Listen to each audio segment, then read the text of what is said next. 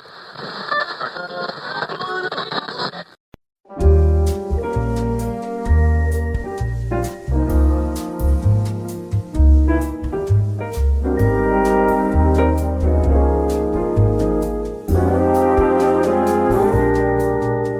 a world of rat and ruin, dear, you're my shelter in the glow. With your Pip-Boy on your wrist. Welcome back to the Dusty Signal, my little devils.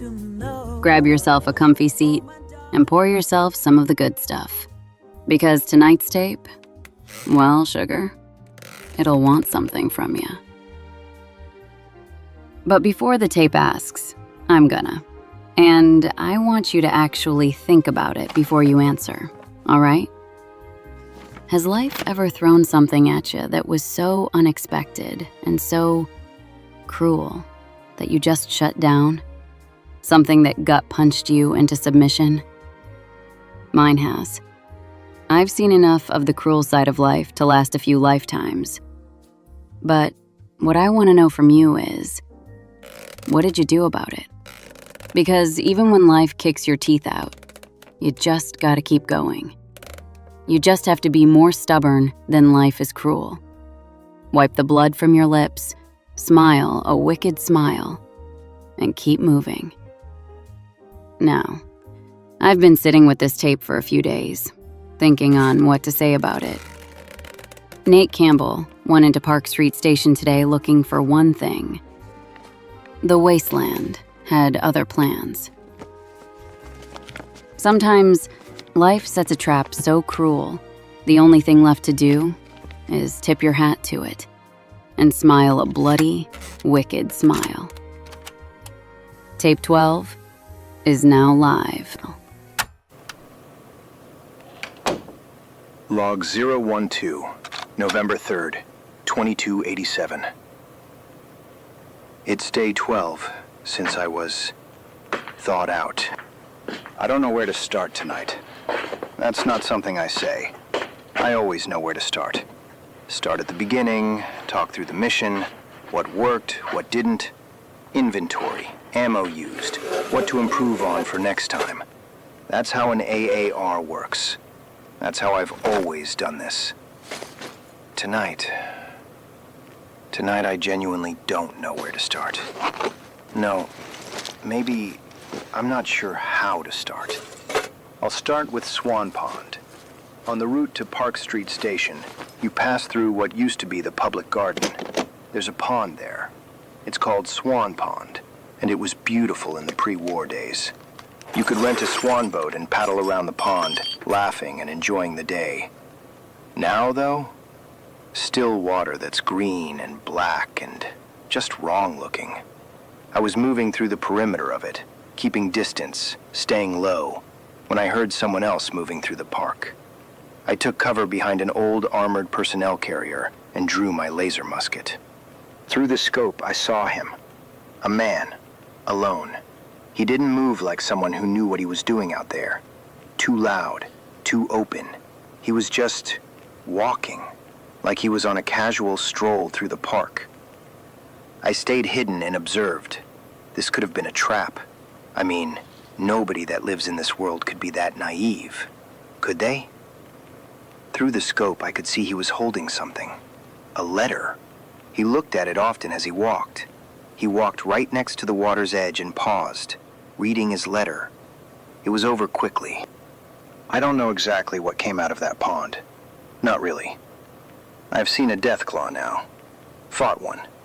Killed one. I know what they look like, what they sound like. I thought they were the ceiling of what this world could produce. I thought nothing could be worse than them. I was wrong. Very wrong. Whatever that thing was, it's not something I had the firepower or the position to engage. Not alone. Not with what I was carrying. This thing looked like a super mutant, but was a behemoth of a monster. I mean, this was huge. I ducked inside the APC. It hadn't seen me, but it sure saw that guy.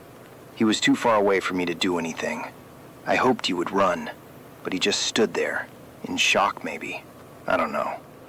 That behemoth came out of that pond with what looked like a giant anchor, and that man didn't stand a chance.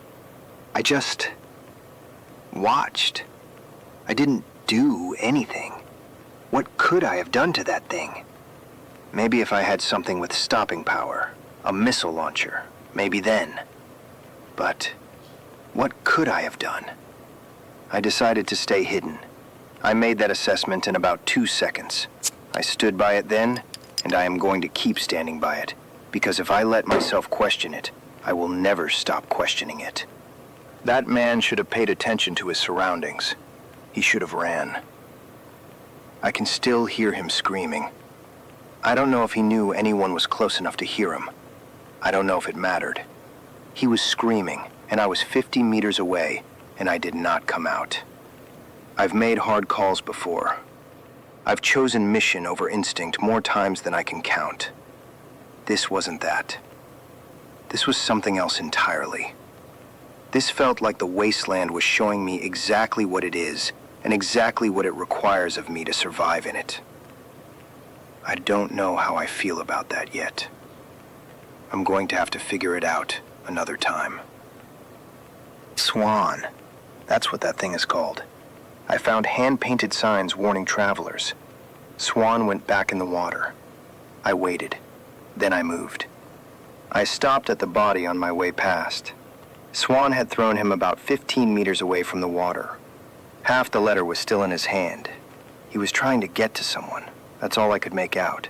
He was just trying to get somewhere because someone he loved was there. God damn it. I left him where he was. I'm telling myself that was the right call. I'm going to keep telling myself that. For a long while. I kept moving. Park Street Station. I stopped at the top of the stairs. There was an open doorway at the bottom, and I could hear talking. I listened. Triggermen. They sounded like they were pretending to be bad guys from some old black and white gangster movie. What happened to this world? I fired a single round through the door frame from the top of the escalator, and they came running like I'd rung a dinner bell. I've faced trained soldiers. I've faced men who knew what they were doing on a battlefield. These weren't that. These were men who'd watched someone be intimidating once, and decided to make a career of the impression. They died like amateurs, quickly and without much drama. 4 men, dead in an open door because they lacked tactical discipline. I moved in. They all wore suits, all carried machine guns. Jesus, they were pretending to be old-time gangsters. But even a blind man is dangerous with a machine gun, so I needed to remain tactical. First landing, bathroom scale rigged as a pressure trap. Obvious placement. Disarmed it and moved to the lower landing. From there, I had a pretty good sight line into the tunnel. I took out the laser musket and scoped in the first tango. After he went down, the amount of bullets that came my way was surprising. There were more than a few thugs down there, and they all seemed to have endless ammo. I hugged the left wall, using their angle of fire against them. Just as before, these idiots came to me. One at a time, they would peek their head around the corner, and one at a time, they would get a laser to the face. I moved into the tunnel.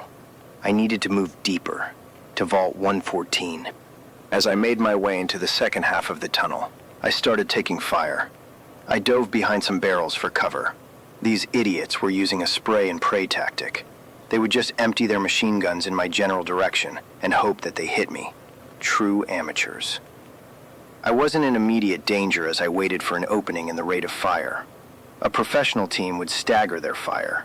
They would call out when they were reloading and ensure that there were always rounds heading down range. The last thing you want is to have everyone reloading at the same time, because if your enemy is experienced, as I am, that mistake is a deadly one to make. So, I waited in cover, got low, and that's when I looked down. There was a skeleton on the ground next to me. This wasn't a completely abnormal thing in this new world, though. These things are scattered everywhere, it seems. I almost didn't see the name tag. The Triggermen all started reloading at the same time. My opportunity to attack was open, but I just sat there, frozen. I think some part of me already knew before I looked down, but I looked down anyway. Dr. R. Sanchez. That's what the name tag said. Holy shitballs. I couldn't believe what I was looking at. The laser musket hit the ground with a clank. It just slid out of my hand as I reached to gently touch the name tag. That was his cover name, Ramirez. There was a bullet hole in his skull. Clean entry, close range, professional. I don't remember the next few minutes very clearly. I know what happened. I have the tactical memory of it. The positions, the angles, the rounds fired, the confirmed drops. But the part of my brain that was supposed to be running the mission wasn't running the mission anymore. These men didn't pull that trigger. I know that. My rational brain knows that with complete certainty. The men who killed Ramirez are not the men who were standing in that tunnel. Those men had been dead for 200 years. But that didn't matter. They were there, and they were breathing.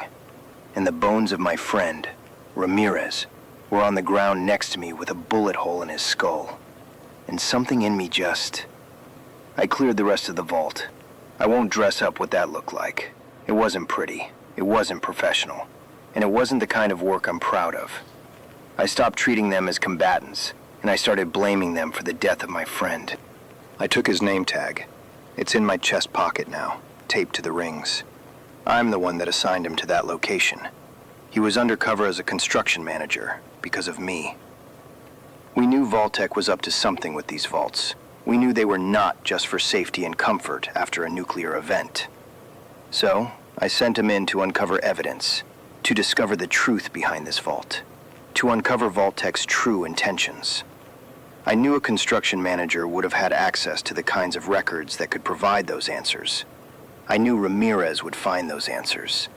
But a construction manager who started asking the wrong questions about what was really being built down there would have raised red flags for Vault-Tec. I never thought that would mean a bullet to the head. Maybe that's what happened.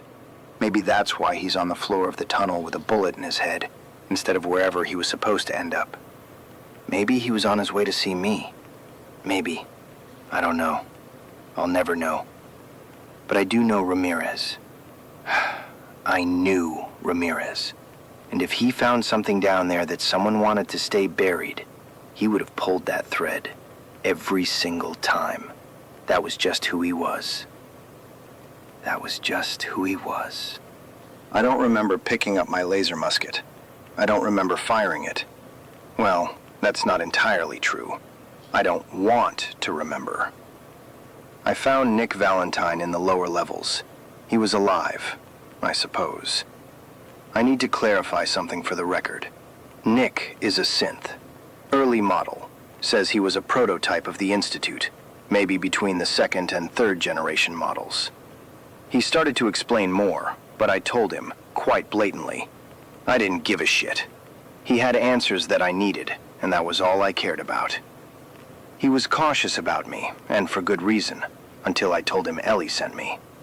I also told him he was welcome to die here if he'd rather. I wasn't warm about it. Our meeting and escape, I mean. I gave him orders. I moved him like an asset. I didn't explain myself, and I didn't apologize, and I didn't give him any reason to trust the man who'd just shown up to extract him. I was still seeing red. I was still in revenge mode. I was still going to kill everyone down there. The leader of that operation, a man named Malone, was still alive when I got to him. He had the few remaining Triggermen around him, along with the young woman Nick was supposed to rescue. She was not going to be rescued, and was trying to convince Malone to just kill us. Nick was pleading with her to come home, that her folks were worried about her. She laughed. I killed them where they stood. Him, his Triggermen, and his girlfriend. Nick didn't interfere. I'm not going to say more about that than I already have. We got out. I got him out. That was the mission, and the mission is complete. And Nick Valentine is alive, and I have my lead, and tomorrow, we find Kellogg. That's the AAR. I'm not going to go over ammo and supplies. Not tonight. I just have to get some stuff out. I cannot afford to have these things in my mind. Distractions on the battlefield lead to bullets in your body. Maybe, if I'm lucky enough to record again tomorrow night, I'll do a proper after-action review. Today was just a lot. I started a recording down there. After I found his remains, but before I found Nick. I found a quiet corner, and I started recording something that wasn't a log entry. It was for my friend, my second in command, my brother in arms. I finished it, and then I destroyed that tape. That recording wasn't for anyone else. It wasn't for this log. It wasn't for whoever finds these tapes after I'm gone. It was for him. And now it's gone, and that's where it belongs. I treated Nick Valentine like a piece of equipment tonight. A man who just survived captivity. A man who followed my orders without complaint. Who didn't push back when he had every right to. Who walked out of that vault next to me without knowing a single thing about why I was the way I was in there. That's on me. I know that. He's the best lead I have to finding Sean. He's a missing persons detective who just survived Vault 114, and he's still willing to work with me, despite me treating him like a pack mule. I wasn't a professional tonight. I was a grieving man with a weapon, rage, and a need for vengeance. I know what I did in that tunnel. I know what it cost. I know what it says about where I am right now, and I am not going to pretend otherwise. I can't change what happened tonight. I know that. That's not something I get to go back and redo. The mission is done. Ramirez is still on that floor. Nick is somewhere in this city, probably wondering what the hell he got himself into. None of that changes when I close my eyes. But the sun will rise tomorrow. It'll still shine, whether I'm ready or not, whether I figured any of this out or not, whether I'm the man I'm supposed to be or not. The sun comes up and the next day starts, and Sean is still out there, and Kellogg is still breathing, and I still have work to do. That's what I know. That's what I can control. Nick Valentine is alive. Ramirez is still on that floor. I'm going to sleep now.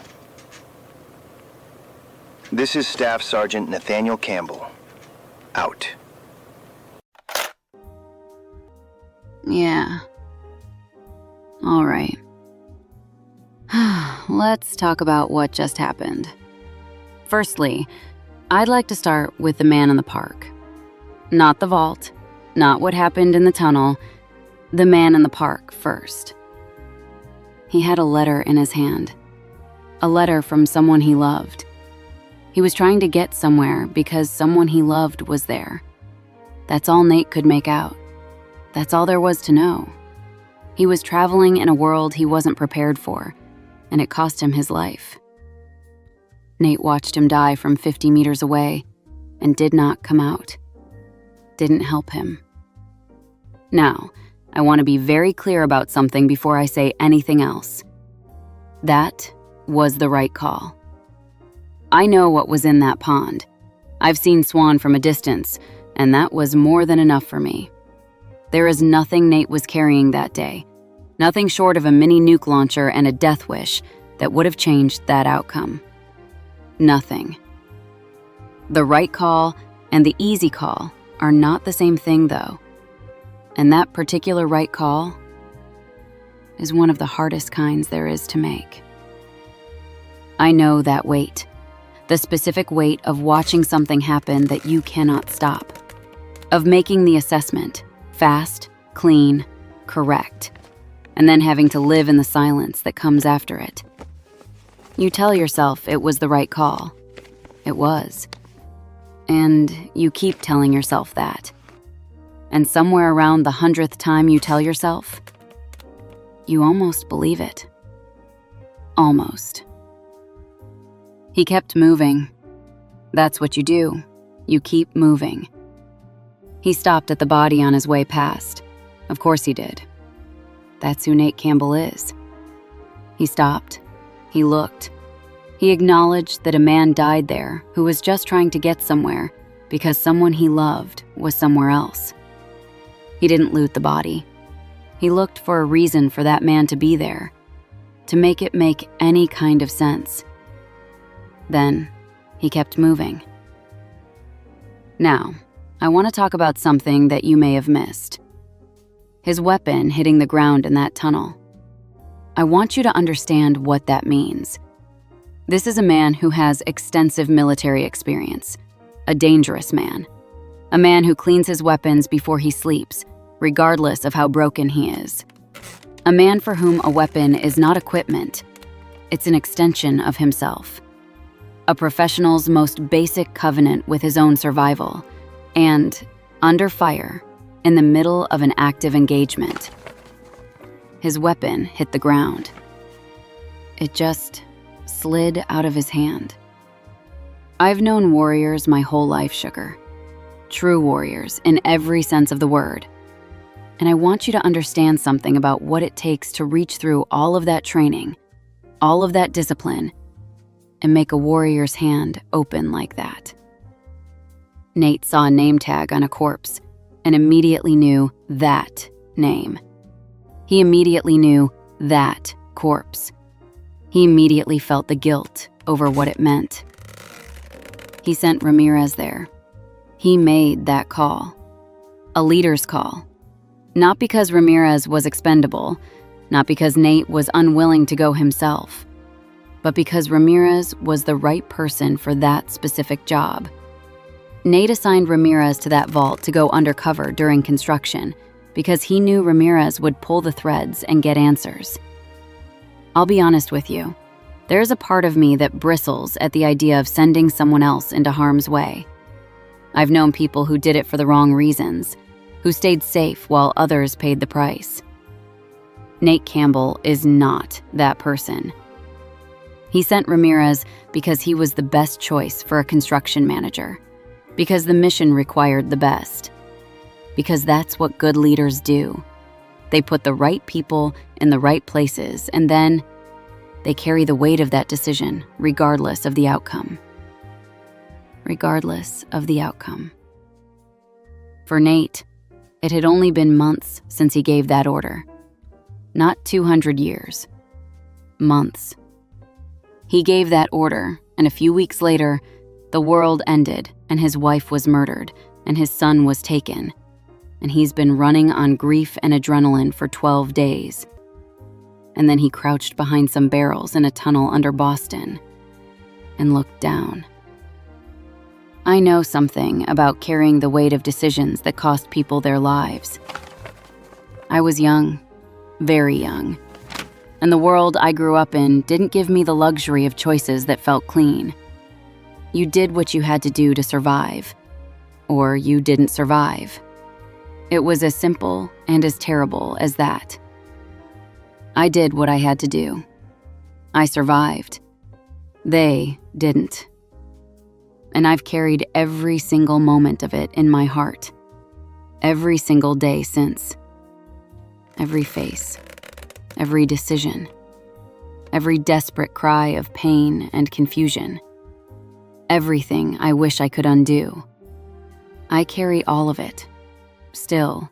So when Nate said he started a recording and finished it and then destroyed it, I had to sit with that for quite a while, my little devils.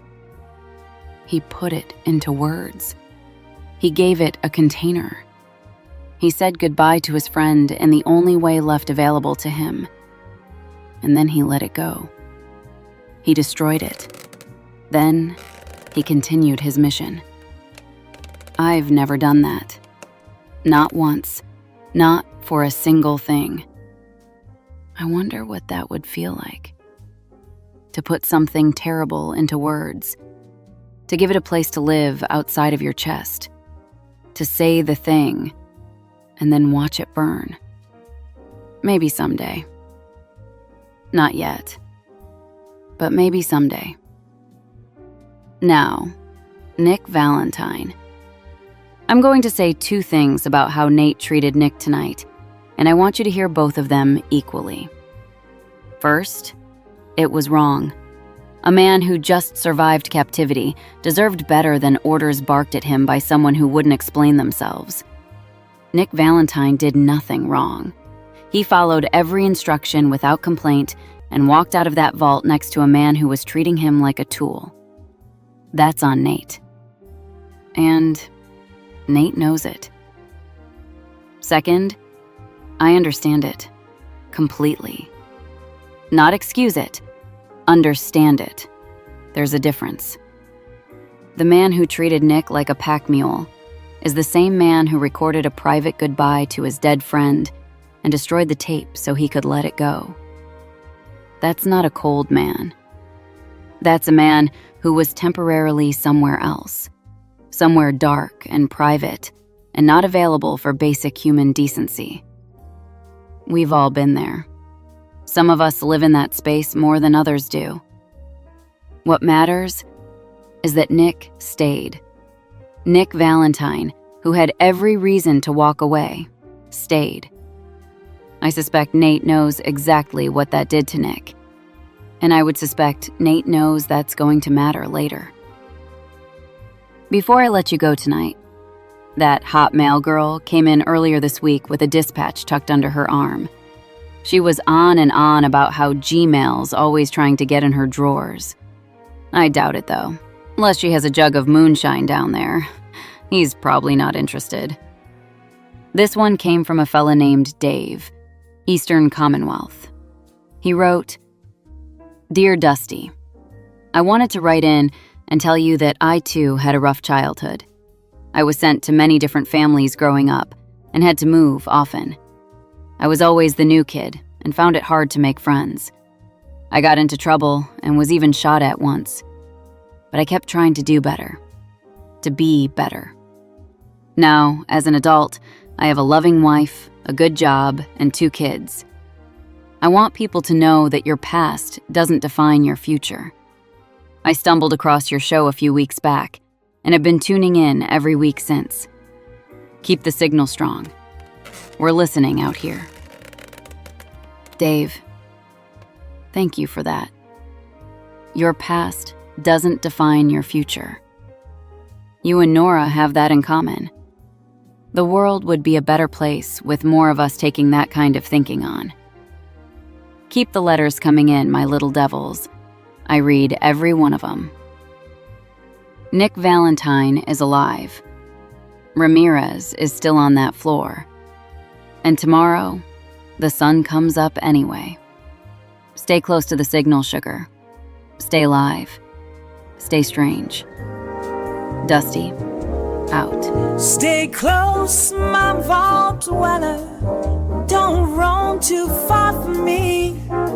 With you I build our paradise beneath the desert sea. Oh my Calvin, you make my heart far away.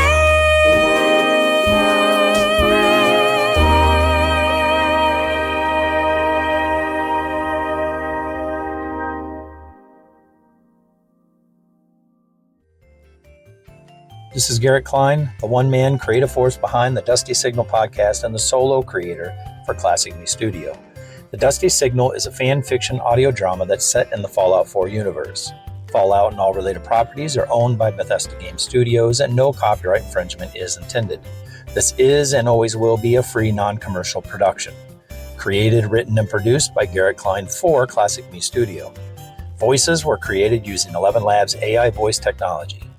Original song, Vaulted Heart, was created using 11 Labs music generation software. Sound design from Audio Hero, 11 Labs, and My Imagination. Genuinely thank you for listening, and I hope you're enjoying it.